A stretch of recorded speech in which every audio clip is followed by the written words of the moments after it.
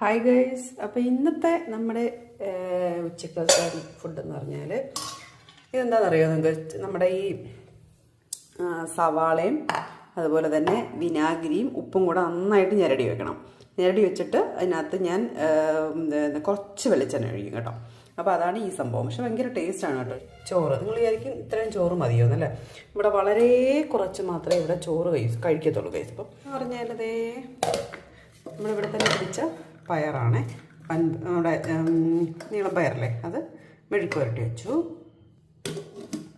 പിന്നെ അതേ കുറച്ച് പുളിശ്ശേരി, ഇന്നലത്തെ പുളിശ്ശേരി കേട്ടോ, ഇന്നത്തെ പുളിശ്ശേരിയല്ല, പുളിശ്ശേരി ഇന്നലത്തെ മീൻകറിയാണ്.